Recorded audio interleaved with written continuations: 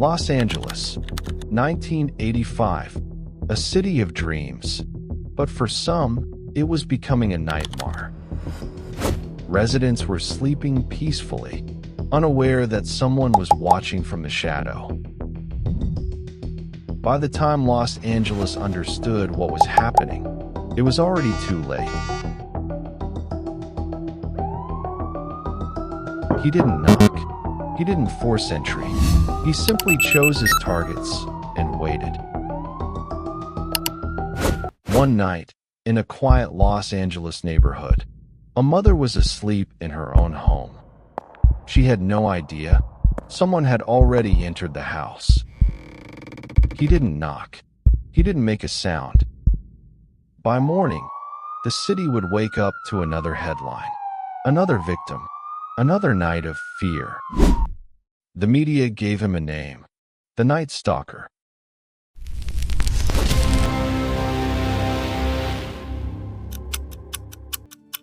In 1960, El Paso, Texas, a quiet border town, far from the bright lights of Los Angeles.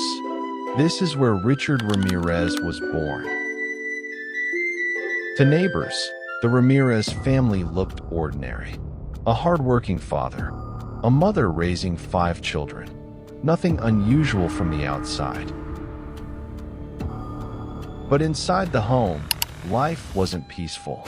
Richard's father was known to be strict, I will not stand sometimes for this behavior violent. in my house. Fear became a normal part of there'll be childhood. consequences. As he grew older, Richard became withdrawn. Teachers described him as quiet, often distracted, detached from others. But the most powerful influence came from his cousin, Miguel, a Vietnam veteran who would tell him graphic stories of war, stories filled with violence. We were pinned down near Da Nang. The jungle was alive with them. I saw things no kid should ever see. For a young mind already surrounded by fear, those stories didn't fade away. They stayed. And slowly, something inside him began to change. By his late teenage years, Richard felt disconnected from everything around him. School, family, authority. He dropped out of school, drifted between small jobs, and spent more time alone than with anyone else. Eventually, he left Texas, heading west, toward California. It wasn't a fresh start. It wasn't hope. It was escape. And in Los Angeles, the darkness that had been growing quietly would finally find its place. 1985, Whittier, California. 79-year-old Jenny Vincow was found inside her home. There were no signs of forced entry. At first, it looked like an isolated crime. But Los Angeles was about to learn. This was only the beginning. 2 months later, Monterey Park, California. Vincent Zazera was killed inside his own home. His wife, Maxine, survived long enough to describe the attacker. This time, investigators knew they were hunting someone far more dangerous. By July 1985, Arcadia and Sierra Madre were no longer safe. Lela and Max Needing became victims of another late-night invasion. The attacks were random, the pattern unpredictable. August 1985, Mission Viejo. Chris and Virginia Peterson survived an attack that would finally provide police with critical evidence. A fingerprint, a mistake, and the beginning of the end.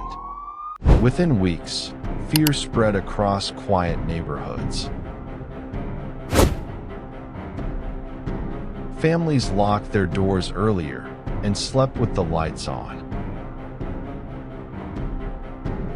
A mysterious attacker was moving silently from city to city. After months of terror, he made one mistake: a partial fingerprint left behind at a crime scene. When investigators ran it through the system, a name appeared: Richard Ramirez.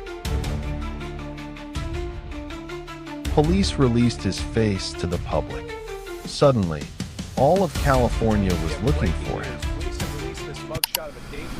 On August 24, 1985, he returned to Los Angeles. Unaware, his face was everywhere. A woman saw him and screamed.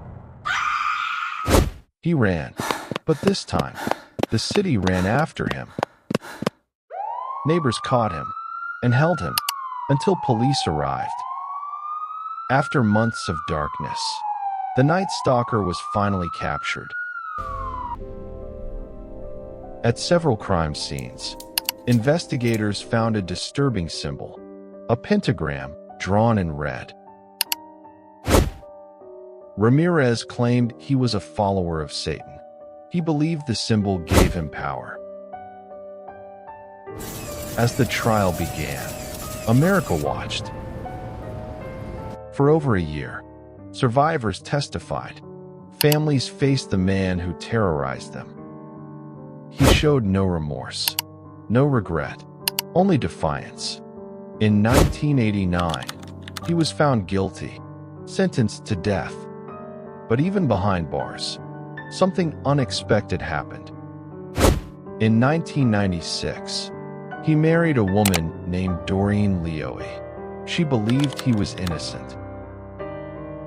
Psychologists call it hybristophilia, attraction to violent criminals. He died in prison in 2013, but the fear he created still echoes.